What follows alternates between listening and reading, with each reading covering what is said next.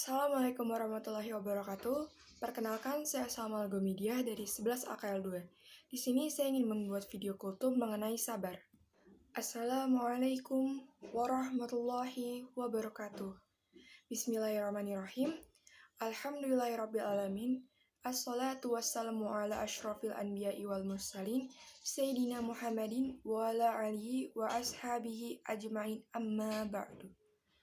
Hadirin yang dirahmati Allah, di dunia ini selalu ada sesuatu yang singgah di kehidupan kita, yaitu ujian.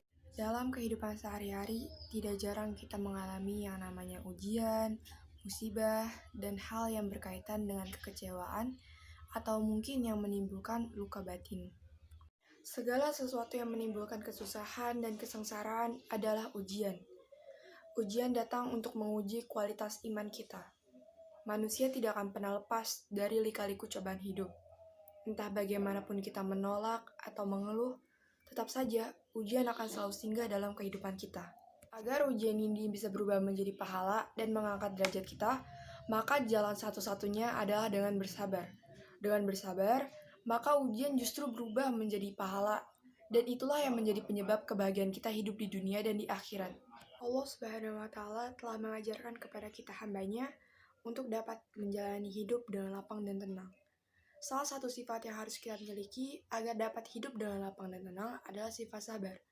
Allah menyukai hambanya yang bersabar ketika menghadapi ujian. Pada dasarnya, kata sabar ini berasal dari kata sobaru yasbiru yang artinya menahan. Sabar bermakna menahan diri. Apabila diartikan dalam kehidupan sehari-hari, maka cakupan artinya sangat luas. Sabar itu ada 3 bagian. Yang pertama, sabar dalam mematuhi ketaatan, perintah, dan larangan Allah Subhanahu wa Ta'ala. Yang kedua, sabar dalam menghadapi cobaan atau musibah yang menimpa. Dan yang ketiga, sabar akan ujian dan kesenangan. Sabar bukan hanya ketika kita sedang mengalami musibah saja, tetapi kita juga dituntut untuk bersabar dalam ketaatan pada Allah Subhanahu wa Ta'ala atas hal-hal yang diharamkannya. Mengapa terhadap 2 hal tersebut kita perlu bersabar? Karena itu hal yang sangat berat dan tidak mudah untuk melakukannya. Taat kepada perintah Allah Subhanahu wa Ta'ala dan menjauhi hal-hal yang diharamkannya bukan perkara ringan semudah membalik telapak tangan. Sabar juga bisa diartikan ketika kita menahan nafsu saat berpuasa, seperti bersabar saat kita menahan lapar dan haus, yang artinya kita harus bisa menahan diri untuk tidak makan dan minum hingga azan maghrib tiba. Sabar juga dapat diartikan ketika kita harus bersikap sabar saat menghadapi orang yang berperilaku buruk terhadap kita. Kita harus menghadapinya dengan sabar, bukan dengan amarah atau membalasnya. Tidak semua orang bisa mendapatkan suatu kenikmatan dari sikap sabar tersebut, karena memang sejak awal orang tersebut sudah bisa menahannya dengan baik. Dan juga penting bagi kita untuk mendekatkan diri kepada Allah Subhanahu wa Ta'ala dan meminta kepadanya agar diberikan kesabaran yang tidak ada batasnya.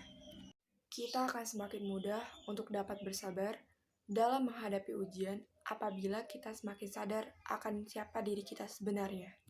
Untuk itu, hal pertama yang dapat kita bangun dalam diri kita adalah dengan menyadari bahwa dimanapun dan kapanpun kita berada, tidak akan pernah lepas dari yang namanya cobaan.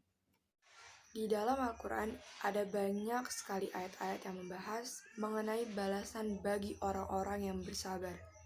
Salah satunya terdapat dalam Quran Surah Al-Baqarah ayat 153. Bisa dibuka Al-Qurannya, Quran Surah Al-Baqarah ayat 153 yang berbunyi, A'udzu billahi minasyaitonir rajim. Bismillahirrahmanirrahim.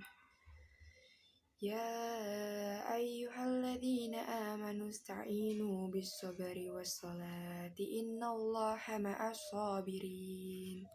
Yang artinya, wahai orang-orang yang beriman, mohonlah pertolongan kepada Allah dengan sabar dan salat. Sesungguhnya Allah bersama orang-orang yang sabar. Di dalam Quran Surah Al-Baqarah ayat 153 tersebut, Allah menerangkan bahwa Ia akan selalu memberi pertolongan kepada setiap hambanya yang menjalani perintahnya dengan baik. Pertolongan akan selalu diberikan oleh Allah kepada setiap hambanya yang sedang mengalami kesusahan. tetapi tetap melaksanakan sholat wajib, serta bisa menahan diri dengan sikap sabar. Itulah keistimewaan dari sikap dan rasa sabar itu sendiri. Terdapat juga dalam hadis riwayat Bukhari. Barang siapa yang berusaha menjaga diri, maka Allah menjaganya. Barang siapa yang berusaha merasa cukup, maka Allah mencukupinya. Barang siapa yang berusaha bersabar, maka Allah akan menjadikannya bisa bersabar.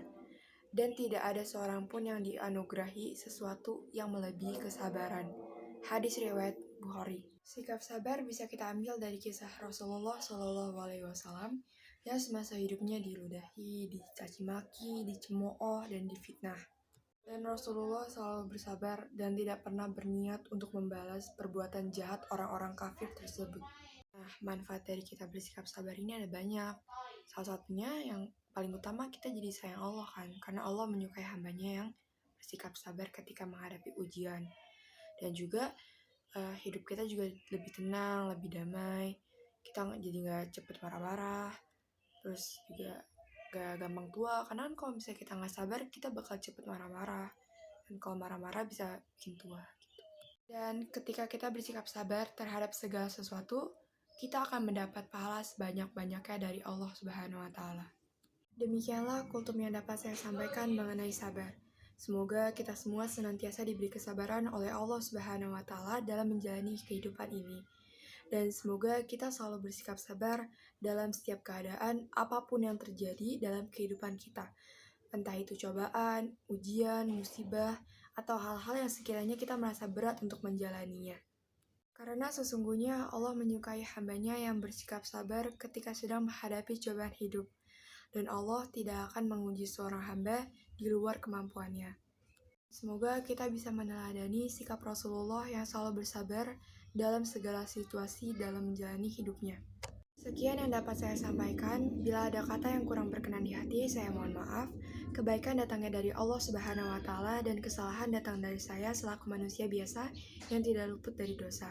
Wassalamualaikum warahmatullahi wabarakatuh.